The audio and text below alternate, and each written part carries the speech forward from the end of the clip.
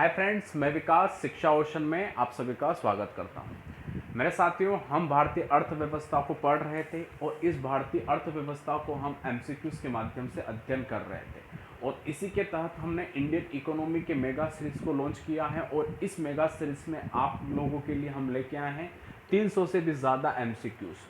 और इस mega series में हम 8 कक्षाओं को पढ़ चुके हैं, यानी 8 वीडियो अपलोड हो चुके हैं और आज का जो वीडियो है यह वीडियो है 9वां वीडियो। तो वीडियो की शुरुआत करने से पहले जो मेरे नए साथी हैं जिन्होंने शिक्षा ओशन को सब्सक्राइब नहीं किया है, वे सभी लोग शिक्षा ओशन को सब्सक्राइब कर लीजिए और बेल आइकन को प्रेस कर दीजिए।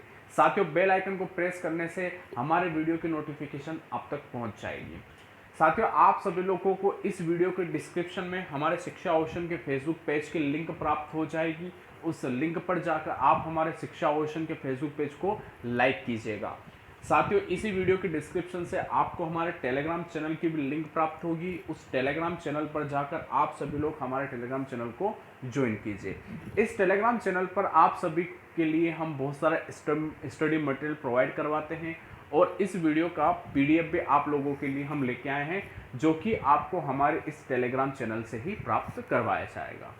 साथियों, इंस्टाग्राम चैनल की भी लिंक आपको इस वीडियो के डिस्क्रिप्शन से प्राप्त हो जाएगी, तो हमारे इंस्टाग्राम चैनल को ज़रूर फॉलो कीजिएगा। साथियों, शिक्षा ओशन के ब्लॉग की लिंक आपको इस वीडियो के डिस्क्रिप्शन से प्राप्त होगी। उस ब्लॉग पर ज़रूर विजिट कीजिएगा, जहां पर आपको हमारे स्टडी मटेरियल में पीडीएफ प्राप्त करवाए जाएंगे, यानी हमारी जितनी भी क्लासेस रहती हैं उन सभी क्लासेस का पीडीएफ फॉर्मेट आपको हम हमारे ब्लॉग पर प्रोवाइड करवाते हैं, जो कि पूर्ण रूप से मुफ्त है। किसी प्रकार से वहाँ पर आपको कोई शुल्क पे नहीं करना पड़ेगा। तो साथियों, आप ज़रूर हमारे ब्लॉग का विजिट कीजिएगा। चले साथियों, अब हमारी क्लास को शुरू करते हैं। आज की क्लास शुरू करने से पहले साथियों, सभी लोग क्लास को लाइक कर दीजिए और शेयर कर दीजिए। और एक और बात साथियों, कि हम 10 बजे लाइव रहते हैं, यानी मैं 10 बजे आप सबके सामने लाइव रहता हूं और हम पढ़ते हैं आधुनिक भारत का इतिहास, जिसमें हमने 2 क्लासेस पढ़ चुके हैं। पहली क्लास में हमने सिलेबस डिस्कस किया था और दूसरी क्लास में हमने फ्रेमवर्क क्रिएट किया था मॉडर्न हिस्ट्री का। आज आप क्लास लेना बिल्कुल ना भूलेंगे साथियों, क्योंकि आज की क्लास में हमने कांग्रेस की स्थापना करवाएंगे। तो आप सभी लोग 10 बजे ज़रूर ऑनलाइन आइएगा, जिसमें मॉडर्न हिस्ट्री का अध्ययन करेंगे। एक और बात साथियों, कि कल से आप सभी के लिए हम प्राचीन भारत के इतिहास की मेगा सीरीज भी लॉन्च कर रहे हैं, जो कि हम पहले आप सबके सामने उस चर्चा के विषय पर रख चुके हैं। यानी हमने आपको पहले ही इन्फॉर्म किया था कि हम जल्द से जल्द एंशिएंट हिस्ट्री यानी प्राचीन भारत के इतिहास की मेगा सीरीज आप सबके सामने लेके आएंगे और उसके लिए हमने वोटिंग भी करवाई थी मेरे मित्रों, और उसके तहत हमने टाइम फिक्स किया है सुबह 8 बजे का। तो साथियों, आप सुबह 8 बजे बिना आलस लिए, ऐसा ना हो कि 8 बजे की क्लास है कौन सुबह उठे, बिना आलस लिए सुबह जल्दी उठकर 8 बजे आप सभी लोग प्राचीन भारत के इतिहास की क्लास लेंगे। और प्राचीन भारत के इतिहास की क्लास बहुत अच्छी होने वाली है, जिसमें परीक्षा में आने वाले प्रश्नों को मैं आप सबके सामने डिस्कस करवाने वाला हूं। तो आपको वह क्लास बिल्कुल मिस नहीं करनी है, ठीक है साथियों। तो 8 बजे याद रखिएगा, सुबह 8 बजे प्राचीन भारत के इतिहास की क्लास आप सबको लेनी है। तो मित्रों, अब हमारी क्लास इकोनॉमी की शुरू करते हैं। आज की क्लास में पहला क्वेश्चन आप सबके सामने, और इस प्रश्न की संख्या है 201, यानी 200 प्रश्नों को हम चर्चा के पटल पर रख चुके हैं और नेक्स्ट जो हमारा क्वेश्चन है वो 201 क्वेश्चन है। अब देखते हैं साथियों 201 क्वेश्चन क्या कहता है। साथियों, 201 क्वेश्चन कह रहा है कि दूध उत्पादन देशों का सही अनुक्रम निम्नलिखित में से कौन सा है। दूध के उत्पादन के आधार पर सही अनुक्रम निम्नलिखित में से कौन सा है। ऑप्शन ए चीन, भारत, रूस, संयुक्त राज्य अमेरिका। ऑप्शन बी भारत, संयुक्त राज्य अमेरिका, चीन, रूस। ऑप्शन सी संयुक्त राज्य अमेरिका, भारत, चीन, रूस। और ऑप्शन डी है भारत, चीन, संयुक्त राज्य अमेरिका और रूस। तो मेरे साथियों, आप सभी लोग याद रखिएगा कि दूध के उत्पादन में सर्वोच्च स्थान भारत का आता है और द्वितीय स्थान आता है आपके अमेरिका का, तृतीय स्थान चीन का होता है, चतुर्थ स्थान होता है रूस का। यानी 201 का सही उत्तर होगा बी वाला, ठीक है साथियों। चलिए, अब अगले प्रश्न पर हम चर्चा करेंगे। अगला प्रश्न भी बहुत अच्छा प्रश्न है। और एक और बात साथियों, आप सभी लोग भी प्रश्न का उत्तर देने का प्रयास कीजिएगा। कल जिस प्रकार से आप लोगों ने क्लास में एक्टिविटीज दिखाई थी, मुझे बहुत अच्छा लगा। ऐसी ही एक्टिविटीज़ आज आपकी क्लास में होनी चाहिए, और आने वाली जितनी भी क्लासेस होगी उसमें भी वैसे ही जोश मुझे दिखना चाहिए, और इससे भी ज़्यादा जोश मुझे सुबह 8 बजे वाली क्लास में चाहिए आप सभी का। कोई भी आलस नहीं करेगा, फिक्स 8 बजे क्लास शुरू होगी तो आप सभी लोगों को 8 बजे क्लास में उपस्थित होना ही है।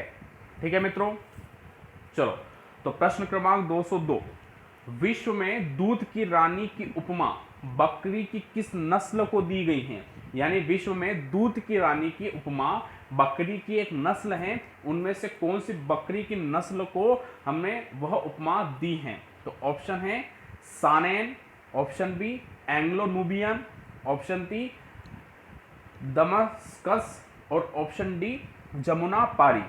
अब इनमें से वह कौन सी नस्ल है? तो साथियों याद रखिएगा, वह जो नस्ल है वह है सानेन नस्ल। ठीक है, सानेन नस्ल की जो बकरी होती है उस बकरी को हम कहते हैं विश्व में दूध की रानी। क्या कहा जाता साथियों? विश्व में दूध की रानी हम उसे कहते हैं।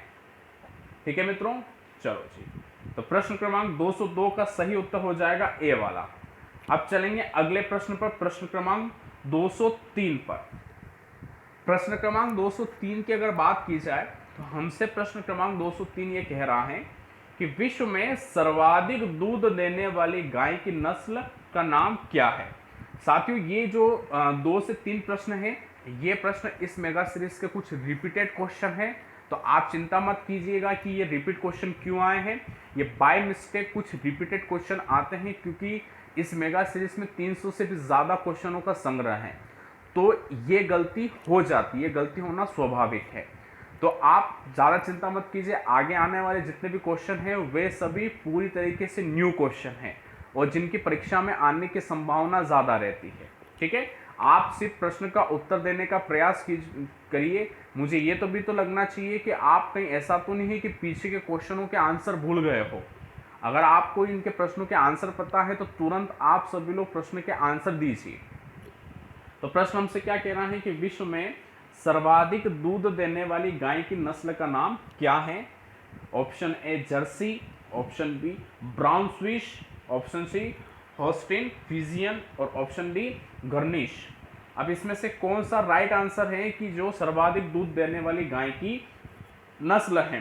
तो साथियों पिछली बार भी आप सभी लोगों ने अधिकांश मात्रा में जर्सी को सही ऑप्शन के रूप में माना था, किंतु मैंने उस वक्त भी इसको गलत किया था। यानी वह गाय जर्सी नहीं है, ना ही वह ब्राउन स्विश है, और न ही आपकी वह गर्निश है। आपके राइट आंसर होगी होस्टिन फ्रीजियन। जी हाँ साथियों, होस्टिन फ्रीजियन आपकी सबसे ज्यादा दूध देने वाली गाय है। तो प्रश्न क्रमांक 203 का सही उत्तर हो जाएगा सी वाला। चलिए अब अगला प्रश्न, प्रश्न क्रमांक 204, भारत में ऑपरेशन फ्लड कार्यक्रम के जनक के रूप में किसे जाना जाता है? ऑपरेशन फ्लड का मतलब है दूध का उत्पादन में वृद्धि करना। ऑपरेशन फ्लड का मतलब है दूध के उत्पादन में वृद्धि करना। तो ऑपरेशन फ्लड के कार्यक्रम के जनक कौन कहे जाते हैं? ये बहुत ही आसान प्रश्न है। प्रश्न का उत्तर अगर हम देखें तो साथियों प्रश्न का उत्तर होगा आपका डॉक्टर वर्गीस कुरियन। सब लोगों को पता है साथियों कि डॉक्टर वर्गीस कुरियन को ही ऑपरेशन फ्लड कार्यक्रम का जनक कहा जाता है, और इन्हीं आपके डॉक्टर वर्गीस कुरियन ने आपके अमूल फाउंडेशन की भी स्थापना की थी। याद रखिएगा, अमूल फाउंडेशन की स्थापना आपके वर्गीस कुरियन के द्वारा की गई थी, जिनका जन्म केरल राज्य में हुआ था, और ये 30 से भी ज़्यादा दूध से संबंधित जितनी भी समितियाँ थी, संस्थाएं थी, उनसे जुड़े हुए थे, और उनमें से कई ऐसी संस्थाएं थी जिसमें वह अध्यक्ष के रूप में भी कार्य कर रहे थे। ठीक है साथियों, तो प्रश्न क्रमांक 204 का सही उत्तर हो जाएगा सी वाला, डॉक्टर वर्गीस कुरियन। चले जी, अब चलेंगे हम अगले प्रश्न पर, प्रश्न क्रमांक 205। अगर प्रश्न क्रमांक 205 की अगर अपन बात करें तो बहुत अच्छा प्रश्न है। प्रश्न क्रमांक 205 कहता है कि संतुलित आहार के तहत, प्रश्न बहुत अच्छे ध्यानपूर्वक आप सभी लोग सुनने का प्रयास कीजिएगा मित्रों। संतुलित आहार के तहत एक व्यक्ति को प्रतिदिन कितना दूध लेने की सलाह दी गई है? यानी एक अच्छे आहार के रूप में एक व्यक्ति को प्रतिदिन कितना दूध लेने की सलाह दी जाती है? तो ऑप्शन है 280 ग्राम, ऑप्शन बी है 250 ग्राम, ऑप्शन सी है 180 ग्राम और ऑप्शन डी है 226 ग्राम। तो साथियों, आप सभी लोग तुरंत इस प्रश्न का उत्तर कमेंट बॉक्स में बताइएगा कि एक संतुलित आहार के रूप में प्रतिदिन व्यक्ति को कितना दूध का सेवन करना चाहिए। और ये हमसे जुड़ा हुआ भी एक प्रश्न है, ठीक है। इस प्रश्न के उत्तर के माध्यम से हमें जान पाएंगे कि हमें प्रतिदिन कितना दूध पीना चाहिए। तो क्या आपको लगता है कि 280 ग्राम दूध प्रतिदिन पीना चाहिए, वो भी संतुलित आहार के रूप में, या 250 ग्राम सही होगा, या 180 ग्राम, या 226 ग्राम? तो याद रखिएगा साथियों, इसका राइट आंसर होगा 226 ग्राम। यानी संतुलित आहार के रूप में सामान्य मनुष्य को 226 ग्राम दूध का प्रतिदिन सेवन करना चाहिए। अब चलते हैं अगले प्रश्न पर, प्रश्न क्रमांक 206। तो 205 का तो राइट आंसर हो जाएगा डी वाला 226 ग्राम। अब बात करेंगे हम प्रश्न क्रमांक 206 की। प्रश्न क्रमांक 206 भी बहुत अच्छा प्रश्न है साथियों। प्रश्न क्या कहता है और इस प्रश्न का उत्तर देने का आप सभी लोग प्रयास कीजिएगा। प्रश्न हमसे ये कह रहा है कि भारत में संपूर्ण दूध उत्पादन में सर्वाधिक योगदान किस पशु का होता है? यानी भारत में जितना भी दूध का उत्पादन होता है, उस सभी दूध के उत्पादन में सबसे ज्यादा योगदान किस पशु का है? गाय, भैंस, बकरी, भेड़। अब इनमें से राइट आंसर क्या हो सकता है? ठीक है, आपको पता है साथियों कि गाय भी दूध देती हैं, भैंस, बकरी, भेड़, ये सभी दुधारू पशु हैं। अब इनमें से सबसे ज्यादा उत्पादन या सबसे ज्यादा योगदान किस पशु का होता है? तो आप सबको ये ज्ञात है साथियों कि गाय दूध देती हैं किंतु भैंस के मुकाबले कम, बकरी दूध देती है किंतु आपके भैंस के मुकाबले कम, और भेड़ भी दूध देती है किंतु भैंस के मुकाबले कम। तो सबसे ज्यादा योगदान किस पशु का होगा? भैंस का होगा। यह बहुत ही आसान प्रश्न है। आप में से जितने भी स्टूडेंट हैं वो सभी स्टूडेंट इस प्रश्न का आसानी से उत्तर लगा सकते हैं। तो याद रखिएगा, सबसे ज्यादा योगदान होता है भैंस का। तो प्रश्न क्रमांक 206 का सही उत्तर हो गया बी वाला। अब अगले प्रश्न पर हम चलेंगे, प्रश्न क्रमांक 207। अच्छा, प्रश्न क्रमांक 207 पर चर्चा करने से पहले मैं आप लोगों से ये पूछना चाहता हूं कि क्या आप लोग या आप सभी करंट अफेयर्स पढ़ना पसंद करेंगे? आप मुझे कमेंट करके ज़रूर बताओ कि क्या आप सभी लोग करंट अफेयर्स पढ़ना पसंद करेंगे क्या? अगर आप सभी लोग करंट अफेयर्स पढ़ना पसंद करते हैं तो हम करंट अफेयर्स की क्लासेस भी शुरू करते हैं। आपको मैंने पहले ही बताया था कि शिक्षा ओशन की अभी शुरुआत है। शिक्षा ओशन अभी आपके सामने बहुत सारे प्लान को लॉन्च करने वाला है। तो हमने आधुनिक भारत के इतिहास की लाइव क्लासेस शुरू कर दी हैं। अब हम उसके बाद नेक्स्ट प्लान सोच रहे हैं करंट अफेयर्स का। तो अगर आप सभी का सहयोग मिलता है और अगर आप सभी का चाह है करंट अफेयर्स पढ़ने की, तो साथियों आप सभी लोग करंट अफेयर्स में आप कमेंट बॉक्स में बताओ कि आपको करंट अफेयर्स पढ़ना है। तत्पश्चात जाके हम करंट अफेयर्स की क्लासेस भी शुरू करते हैं। ठीक है साथियों, तो चलो आप सभी लोग कमेंट बॉक्स में बताओ, और जिन्होंने बता दिया वे सभी लोग क्लास को लाइक कर दो, शेयर कर दो, चैनल को सब्सक्राइब और बेल आइकन को प्रेस कर दो। ठीक है, कमेंट बॉक्स में जरूर बताइएगा कि आपको करंट अफेयर्स की क्लास लेनी है या नहीं लेनी है। ठीक है, तो अब बात करेंगे हम प्रश्न क्रमांक 207 की। बहुत अच्छा प्रश्न है। संसार में भैंसों की सर्वाधिक संख्या कहाँ पाई जाती है? प्रश्न क्या पूछा जा रहा है हमसे कि संसार में, विश्व में भैंसों की संख्या सर्वाधिक कहाँ पाई जाती है? ऑप्शन है इंडोनेशिया, ऑप्शन है चाइना, ऑप्शन है भारत और ऑप्शन है अमेरिका।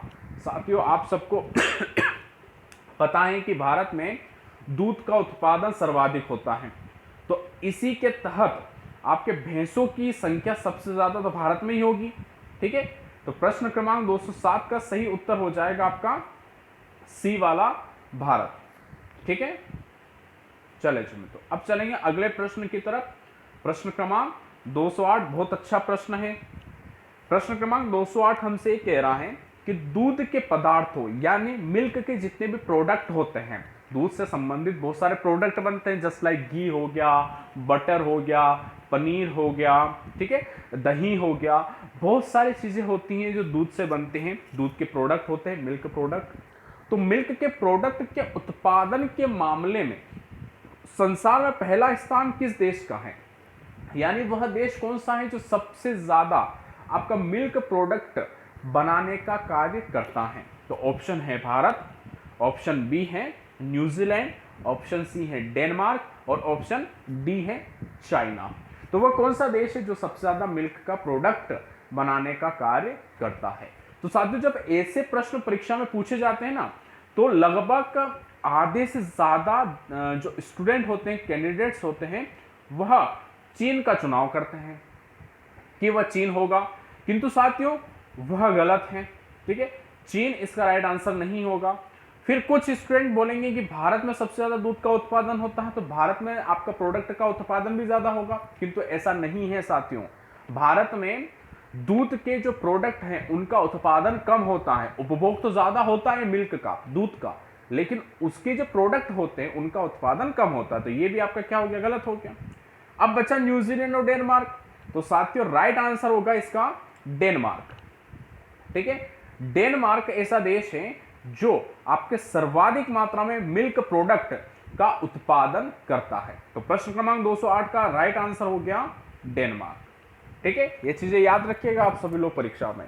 आप सभी लोगों को अगर क्लास अच्छी लग रही है, मजा आ रहा है, तो क्लास को लाइक जरूर करना और शेयर जरूर करना। और एक और चीज साथियों, आप सभी लोग हर एक प्रश्न का उत्तर देने का प्रयास कमेंट बॉक्स में करा कीजिए। ठीक है, अब अगला प्रश्न आपके सामने जो आ रहा है ना, उस अगले प्रश्न का उत्तर आप सभी लोग देने का प्रयास करेंगे, चाहे वो गलत ही हो। ठीक है, तो प्रश्न क्रमांक 209 बहुत अच्छा प्रश्न है। प्रश्न क्रमांक 209 की अगर अपन बात करें तो हमसे कह रहा है कि घी अथवा दूध का पीला रंग किसके कारण होता है। आप लोगों ने देखा होगा कि घी का रंग पीला होता है, दूध का रंग भी पीला होता है, तो यह किसके कारण होता है। तो ऑप्शन है कैसिन के कारण, ऑप्शन बी है अल्ब्यूमिन के कारण, ऑप्शन सी है ग्लोब्यूलिन के कारण और ऑप्शन डी है कैरोटीन के कारण। वह किस पदार्थ के कारण आपके घी और दूध का रंग पीला होता है। तो जल्द से जल्द आप सभी लोग कमेंट में इसका उत्तर मुझे बताइए, तुरंत बताइएगा सभी लोग।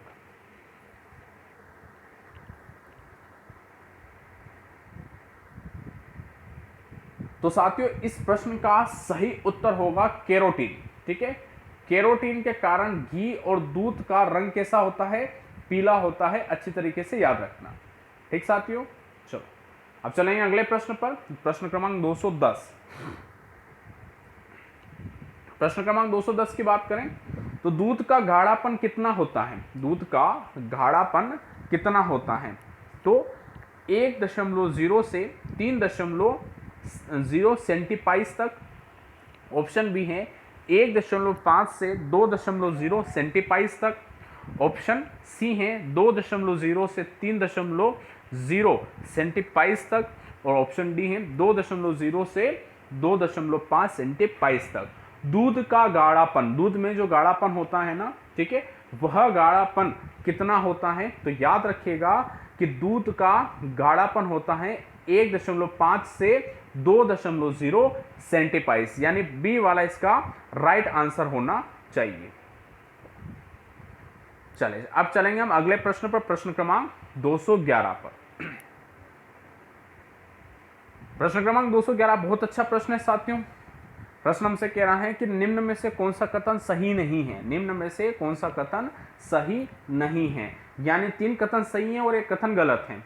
तो ऑप्शन ए, बांग्लादेश दुनिया में दूसरा सबसे बड़ा मसाला उत्पादक है। बांग्लादेश दुनिया में दूसरा सबसे बड़ा मसाले का उत्पादक है। ऑप्शन बी, केरल भारत में काली मिर्च का सबसे बड़ा उत्पादक राज्य है। केरल भारत में काली मिर्च का सबसे बड़ा उत्पादक राज्य है। ऑप्शन सी, आंध्र प्रदेश भारत का सबसे बड़ा मसाला उत्पादक राज्य है। आंध्र प्रदेश भारत का सबसे बड़ा मसाला उत्पादक राज्य है। ऑप्शन डी, भारत दुनिया में कुल मसाला निर्यात में 10% योगदान देता है। अब इसमें से राइट आंसर, मतलब कि इसमें से कौन सा कथन गलत है, ठीक है। तो अगर हम उसकी चर्चा करें तो साथियों पहला जो ऑप्शन है, ऑप्शन हमसे कहना है कि बांग्लादेश दुनिया में दूसरा सबसे बड़ा मसाला उत्पादक है, तो यह कथन बिल्कुल सही है। तो अब आप मुझे कमेंट में ये बताओ कि पहला स्थान किसका है, यानी वह देश कौन सा है जो आपका मसाले का उत्पादन सर्वाधिक मात्रा में करता है। जबकि बांग्लादेश दूसरे स्थान पर आ गया, तो प्रथम स्थान पर कौन होगा? इस प्रश्न का उत्तर मुझे आप सभी से ऑप्शन में कमेंट बॉक्स में चाहिए। तुरंत आप सभी लोग इसका उत्तर दीजिए। अब ऑप्शन बी की बात करें तो केरल भारत में काली मिर्च का सबसे बड़ा उत्पादक राज्य है, तो ये कथन भी बिल्कुल सही है। ऑप्शन सी, आंध्र प्रदेश भारत का सबसे बड़ा मसाला उत्पादक राज्य है, तो ये भी आपका बिल्कुल सही है। ऑप्शन डी, भारत दुनिया में कुल मसाला निर्यात में 10% योगदान देता है, तो साथियों 10% नहीं, इससे ज़्यादा योगदान भारत दुनिया में मसाले के निर्यात के रूप में योगदान देता है। ठीक है, तो इस अनुसार डी वाला कथन आपका गलत हो जाएगा और हमसे कथन सही नहीं पूछा है, यानी आपका डी वाला ऑप्शन इसका बिल्कुल सही होगा। ठीक है मित्रों, चलो अब अगले प्रश्न पर चलेंगे। प्रश्न क्रमांक 212, बहुत अच्छा प्रश्न है साथियों, प्रश्न क्रमांक 212 भी।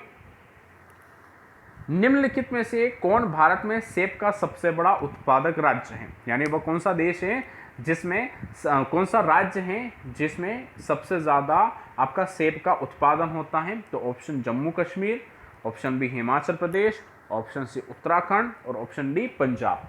आप सभी लोगों को इस प्रश्न का उत्तर ज्ञात है क्योंकि बहुत आसान प्रश्न है, और अगर इस प्रश्न के बारे में हम उत्तर के बारे में हम बात करें तो साथियों राइट आंसर होगा हिमाचल प्रदेश। ठीक है, हिमाचल प्रदेश के सेब भी विश्व विख्यात है, विश्व में प्रसिद्ध हैं, तो सबसे ज़्यादा सेब का उत्पादन हिमाचल प्रदेश करता है। ठीक है साथियों,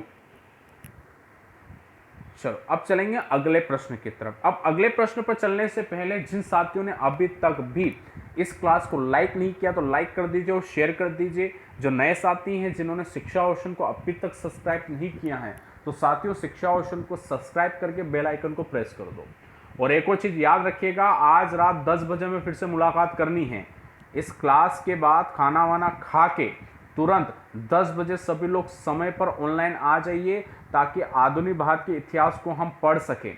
लेट आओगे तो फिर हमारी क्लास लेट शुरू होगी, इसलिए आप समय पर उपस्थित होंगे। रात को 10 बजे भूलना नहीं है। और आप सभी लोग जैसे ही क्लास में आओ, क्लास को लाइक कर देना तुरंत और क्लास को शेयर कर देना। आप कोशिश करो कि अधिकांश मात्रा में बच्चे ऑनलाइन रहकर आधुनिक भारत के इतिहास को पढ़ सके, तो साथियों पढ़ने में बहुत मजा आएगा। ठीक है, अब बात करते हैं प्रश्न क्रमांक 213 की। प्रश्न क्रमांक 213 की बात करें तो बंची टॉप किस फसल से संबंधित बीमारी है, यानी एक बीमारी का नाम है साथियों, उसका नाम है बंची टॉप बीमारी। ठीक है, तो बंची टॉप बीमारी जो है यह किस फसल को लेकर है?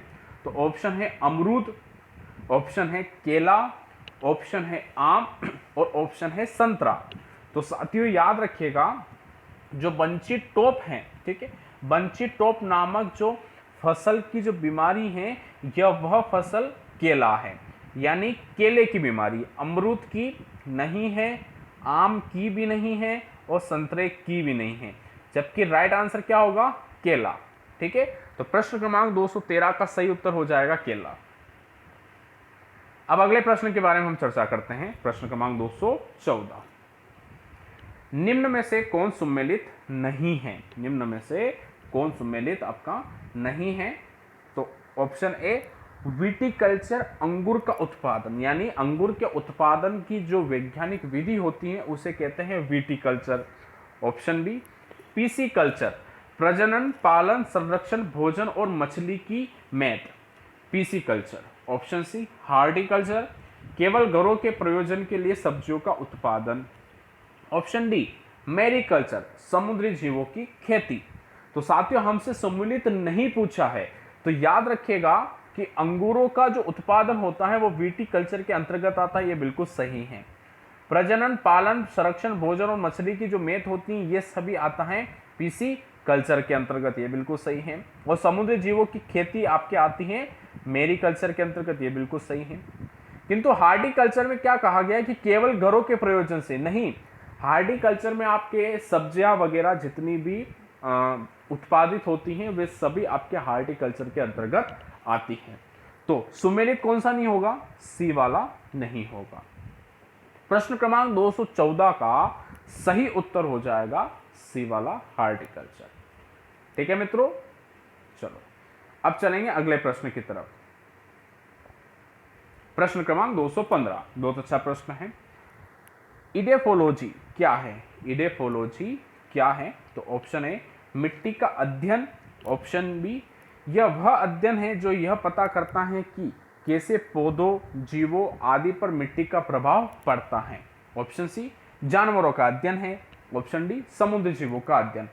इडेफोलॉजी क्या है? ठीक है, तो अब इडेफोलॉजी की बात करें तो यह विज्ञान की वह शाखा है जिसके अंतर्गत पौधों, जीवों आदि पर मिट्टी का जो प्रभाव पड़ता है उसकी जांच की जाती है। ठीक है, तो मेरे साथियों अच्छे से आप लोग याद रखिएगा कि इडेफोलॉजी मिट्टी का अध्ययन नहीं है, नहीं जानवरों का अध्ययन है और नहीं समुद्री जीवों का अध्ययन है। जबकि यह अध्ययन क्या है कि इससे क्या पता चलता है कि पौधों और जीवों आदि पर मिट्टी का प्रभाव पड़ता है और कितना पड़ता है।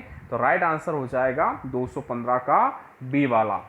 ठीक है मित्रों, चलो साथियों अब चलेंगे अगले प्रश्न की तरफ। प्रश्न क्रमांक 216। प्रश्न क्रमांक 216 भी बहुत अच्छा प्रश्न है मित्रों। प्रश्न क्रमांक 216 क्या कहता है, ध्यानपूर्वक आप देखेंगे कि निम्न में से कौन सा कथन सही नहीं है। निम्न में से कौन सा कथन सही नहीं है, हमसे ये पूछा गया है। तो जलोढ़ मिट्टी भारत के सबसे बड़े हिस्से को कवर करती है। पहले कथनों को पढ़ लेते हैं, फिर उसके बाद देखेंगे कि कौन सा कथन सही है और कौन सा कथन गलत है। कथन बी की बात करें तो काली मिट्टी पश्चिम बंगाल, सिक्किम, बिहार और नागालैंड के क्षेत्र में मुख्य रूप से पाई जाती है। ऑप्शन सी काली मिट्टी कपास के उत्पादन के लिए बहुत उपयुक्त है। ऑप्शन डी जलोढ़ मिट्टी धान, गेहूं और गन्ने के उत्पादन के लिए बहुत उपयुक्त है। तो साथियों अगर हम एक एक कथनों को विचार पर रखें तो देखते हैं कि कौन सा कथन सही है और कौन सा कथन गलत है। तो देखो पहला कथन क्या कहता है कि जलोढ़ मिट्टी भारत के सबसे बड़े हिस्से को कवर करती है। यह कथन बिल्कुल सही है। उत्तर भारत का जो विशाल मैदान है उस विशाल मैदान में आपके जलोढ़ मिट्टी पाई जाती है और भारत के अधिकांश हिस्से को जलोढ़ मिट्टी कवर कर लेती है। तो ऑप्शन ए बिल्कुल सही है। ऑप्शन बी काली मिट्टी पश्चिम बंगाल, सिक्किम, बिहार और नागालैंड के क्षेत्र में मुख्य रूप से पाई जाती नहीं साथियों, ये मुख्य रूप से आपके इस क्षेत्र में नहीं पाई जाती, वहां तो पर्वतीय मिट्टी पाई जाती है। ठीक है, तो ऑप्शन बी क्या हो जाएगा, गलत हो जाएगा।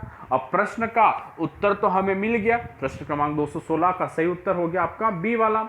किंतु सी और डी को भी हम डिस्कस कर लेते हैं। सी क्या कहता है, काली मिट्टी कपास के उत्पादन के लिए बहुत उपयुक्त है। ये बिल्कुल सही है। आप सबको ज्ञात भी है कि काली मिट्टी कपास के उत्पादन के लिए अधिक उपयुक्त होती है क्योंकि काली मिट्टी में आपके नमी को सोखने की क्षमता अधिक पाई जाती है, इसलिए।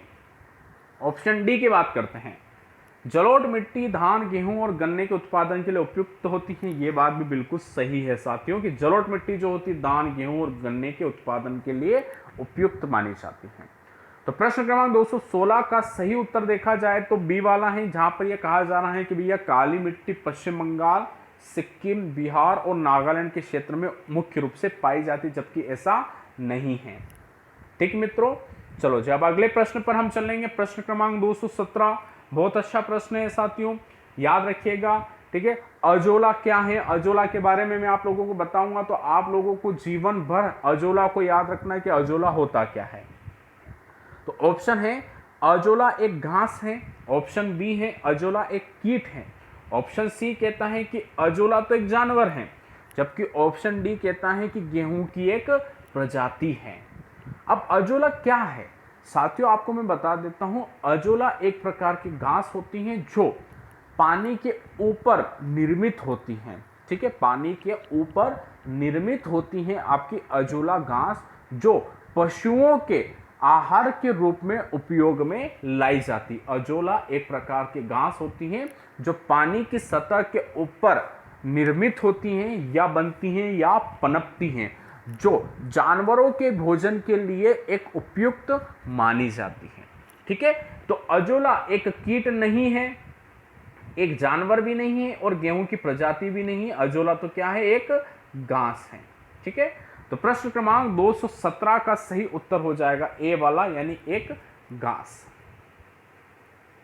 अब प्रश्न क्रमांक 218 की बात करते हैं। प्रश्न क्रमांक 218 हमसे क्या कह रहा है कि निम्न में से कौन सा कथन सही नहीं है। यानी हमें फिर से यहां पर एक ऐसे कथन का चुनाव करना है जो कथन आपका सही नहीं है। अगर ए वाले कथन की बात की जाए तो ए वाला कथन हमसे क्या कह रहा है कि दुनिया में सर्वाधिक जानवर भारत में पाए जाते हैं। ऑप्शन बी, भारत दुनिया में दूध का सबसे बड़ा उत्पादक देश है। भारत दुनिया में दूध का सबसे बड़ा उत्पादक देश है। ऑप्शन सी, हरियाणा भारत में दूध का सबसे बड़ा उत्पादक राज्य है। ऑप्शन डी, भारत में दूध का सबसे बड़ा स्रोत गाय है। आप सभी के पास मात्र 10 सेकंड का समय है साथियों। 10 सेकंड के भीतर आप सभी लोग इस प्रश्न का उत्तर मुझे देंगे, क्योंकि यह प्रश्न जो है ये बहुत आसान प्रश्न है। और अगर आप सभी लोग ध्यानपूर्वक यह क्लास को देख रहे हो तो आप आसानी से इस प्रश्न का उत्तर लगा सकते हैं। तो जितने भी ऑनलाइन स्टूडेंट हैं वे सभी लोग इस प्रश्न का उत्तर कमेंट में देंगे। तो आपका समय शुरू होता है अब।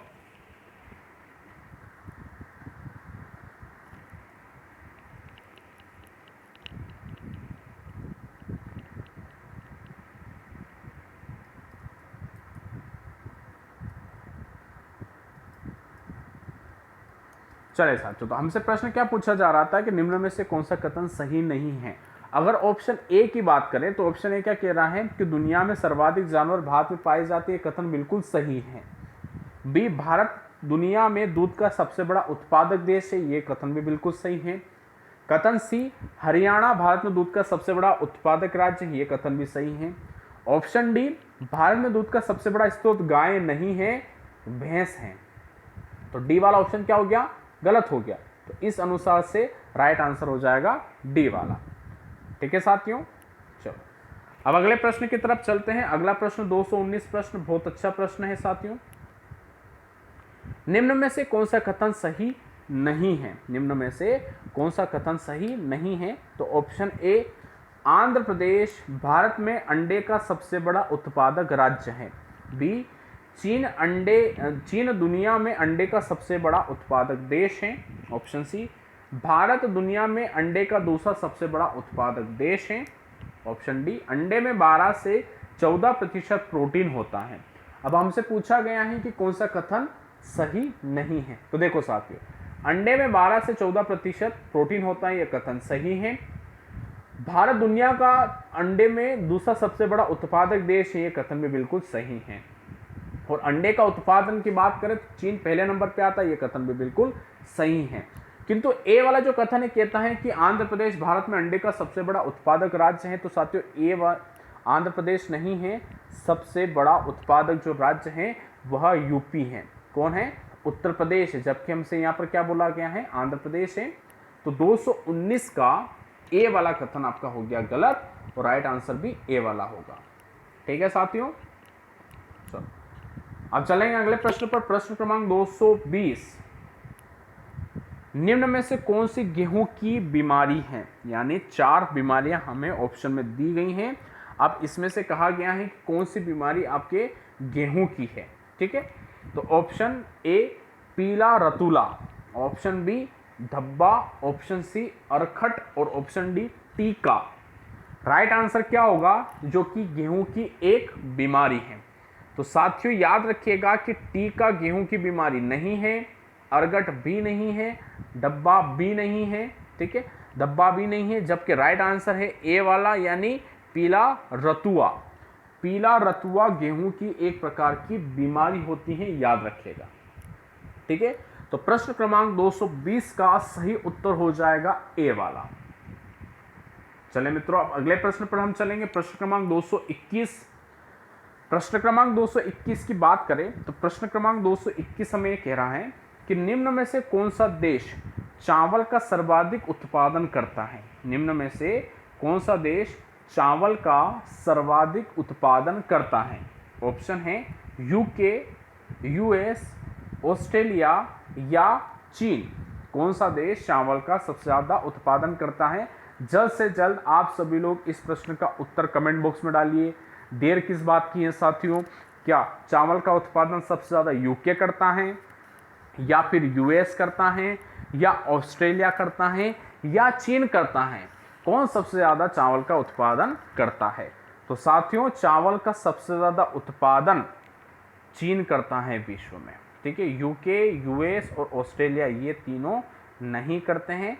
आपका चीन सबसे ज़्यादा चावल का उत्पादन करता है। अब चलेंगे अगले प्रश्न पर, प्रश्न क्रमांक 222। प्रश्न क्रमांक 222 की बात करें तो निम्न में से कौन सी रेशेदार फसल नहीं है? निम्न में से कौन सी रेशेदार फसल नहीं है? ऑप्शन कपास, option B jute, option C mesta और इनमें से कोई नहीं। तो साथियों याद रखिएगा, कपास, जूट और मेस्टा ये तीनों आपकी रेशेदार फसल होती हैं। तो राइट आंसर क्या हो जाएगा? डी वाला, क्योंकि हमसे क्या पूछा है कि फसल नहीं है। अब तीनों तो आपके रेशेदार फसलें हो गई, तो ऑप्शन डी आपका यही होगा कि इनमें से कोई नहीं। तो प्रश्न क्रमांक 222 का सही उत्तर डी वाला होगा।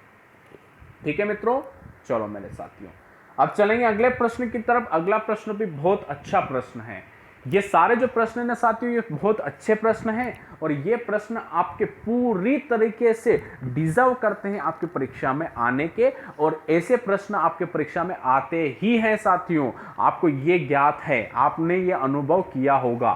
तो ऐसे प्रश्न परीक्षा में आते हैं, इसलिए मैं आप लोगों से कह रहा हूं कि ध्यानपूर्वक प्रश्न को सुनो, समझो और उत्तर लगाने की कोशिश करो।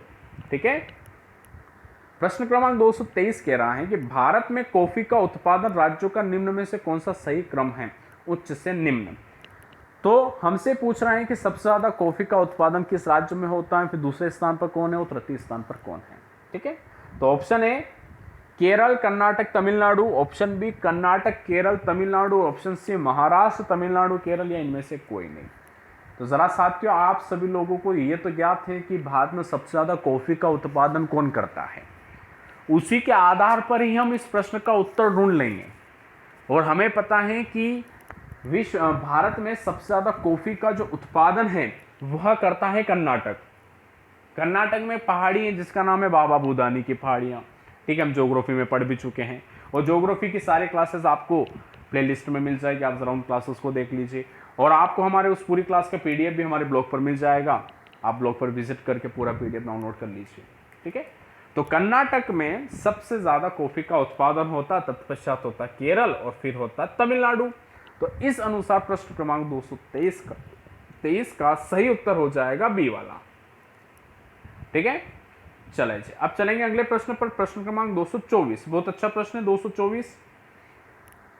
निम्नलिखित में से कौन सा बागवानी में शामिल है, यानी वह कौन सी फसल है जो आपके बागवानी के अंतर्गत आती है, बाग के रूप में आती हैं, जिनको फसलों के रूप में अपन बाग के अंतर्गत रखते हैं। तो मेवे की खेती, सब्जी की खेती, फूलों की खेती या उपरोक्त सभी। तो साथियों बागवानी की बात कर रहे हैं, बागों की बात कर रहे हैं, तो बागों के रूप में अपन मेवों की खेती भी करते हैं, सब्जी की खेती भी बाग के रूप में करते हैं और फलों की खेती भी बाग में करते हैं, यानी उपरोक्त सभी इसका राइट आंसर होगा। आप ये नहीं बोल सकते हो कि सर सिर्फ फूलों की खेती बागवानी में आएगी, बागवानी के अंतर्गत सब्जी की खेती भी आती है और मेवे की खेती भी आती है। तो ए, बी और सी ये तीनों आते हैं, तो उपरोक्त सभी इसका सही उत्तर होगा। ठीक है मित्रों, चलो अब चलेंगे आज की क्लास के आखिरी प्रश्न की तरफ। अब आखिरी प्रश्न की हम चर्चा करते हैं और आखिरी प्रश्न से पहले मैं आप लोगों से कह रहा हूं कि हम करंट अफेयर्स की क्लासेस शुरू करने वाले हैं। तो कौन कौन करंट अफेयर्स पढ़ना चाहता है तो तुरंत कमेंट बॉक्स में मुझे बताइए। क्लास को लाइक करो, क्लास को शेयर करो। याद रहे 10 बजे आप सबको ऑनलाइन आना है। 10 बजे मॉडर्न हिस्ट्री पढ़ेंगे, मैं लाइव रहूंगा। और सुबह 8 बजे आपकी प्राचीन भारत की इतिहास की क्लास रहेगी। कोई भी क्लास मिस नहीं करेगा, सबको क्लास में उपस्थित होना है 8 बजे, बिना आलस के। ऐसा नहीं हो कि सर हम तो 8 बजे क्या 9 बजे उठते हैं, ये छोड़ो। बहुत आराम कर लिया अब आप लोगों ने, अब पढ़ाई का समय है, अब आप लोगों को पढ़ाई करनी है और जम के पढ़ाई करनी है। सुबह 8 बजे आप सभी लोग ऑनलाइन रहेंगे, जिसमें प्राचीन भारत के इतिहास को आप सभी लोग पढ़ेंगे। क्लास को आकर लाइक और शेयर जरूर कर देना। ठीक है, तो मुझे जितनी उपस्थिति अभी है उससे ज़्यादा उपस्थिति मुझे सुबह 8 बजे चाहिए आप लोगों की। तब जाके मज़ा आएगा, तब जाके मुझे ऐसा लगेगा कि आप लोग पढ़ रहे हो, आप लोग हमारा साथ दे रहे हो, आप सब लोग हमारा सहयोग कर रहे हो। ठीक है साथियों, चलो अब आज की क्लास के आखिरी प्रश्न के बारे में चर्चा कर लेते हैं। प्रश्न क्या कह रहा है कि निम्नलिखित में से कौन सा भारत का शीर्ष फल उत्पादक राज्य है, यानी इनमें से वो कौन सा राज्य है जिसमें सबसे ज्यादा फलों की खेती या फलों का उत्पादन होता है। ऑप्शन है Gujarat, option B Andhra Pradesh, option C Maharashtra और ऑप्शन डी हिमाचल प्रदेश। साथियों, जब ऐसे प्रश्न परीक्षा में आते हैं तो अधिकांश बच्चे हिमाचल प्रदेश की तरफ अपना रुख करते हैं, किंतु हिमाचल प्रदेश इसका उत्तर गलत हो जाएगा, यानी हिमाचल प्रदेश में सबसे ज्यादा फलों का उत्पादन नहीं होता है। ठीक है, गुजरात में भी नहीं होता, आंध्र प्रदेश में भी नहीं होता, राइट आंसर होगा महाराष्ट्र। जी हाँ साथियों, महाराष्ट्र में सबसे ज्यादा फलों का उत्पादन होता है। महाराष्ट्र में आपने देखा होगा अंगूर का उत्पादन होता, आम का उत्पादन होता, पपीता का उत्पादन होता, संतरे का उत्पादन होता है, यानी अधिकांश मात्रा में फलों का सबसे ज्यादा उत्पादन आपके महाराष्ट्र से किया जाता है। महाराष्ट्र में वेस्टर्न घाट जो है, पश्चिमी घाट जो है, पश्चिमी घाट में आपके सर्वाधिक मात्रा में बाग है, बागवानी खेती होती है और इसी बागवानी खेती के तहत आपके सबसे ज्यादा फलों का उत्पादन महाराष्ट्र से किया जाता है। तो प्रश्न क्रमांक 225 का सही उत्तर हो जाएगा सी वाला। ठीक है साथियों, चले तो इस प्रकार से आप सभी लोगों ने 25 और प्रश्नों का अध्ययन करके इस मेगा सीरीज को पहुंचा दिया है 225 प्रश्नों पर। तो साथियों, इस क्लास को अगर आपको पसंद आई है यह क्लास, तो साथियों आप सभी लोग क्लास को ज़रूर लाइक कीजिएगा और क्लास को ज़रूर शेयर कीजिएगा। जो साथी हैं जिन्होंने शिक्षा ओशन को सब्सक्राइब नहीं किया है, तो साथियों अब देर किस बात की है, सब्सक्राइब कर लीजिए और बेल आइकन को प्रेस कर दीजिए, बहुत ज़्यादा फायदा मिलने वाला है। अगर नहीं किया तो नुकसान आप लोगों को ही होगा। तो शिक्षा ओशन को सब्सक्राइब और बेल आइकन को प्रेस ज़रूर कीजिए। तो मेरे साथियों, अब हम आपसे विदा चाहते हैं। अब मुलाकात करेंगे रात को 10 बजे, यानी खाना वाना खा के तुरंत अब आप सभी लोग ऑनलाइन आ जाइए। 10 बजे मॉडर्न हिस्ट्री पढ़ने वाले हैं, सभी लोग मुझे ऑनलाइन मिलने चाहिए फिक्स 10 बजे। तो साथियों अभी के लिए इतना ही, अब मुलाकात करते हैं 10 बजे। तो आप सभी का बहुत बहुत धन्यवाद।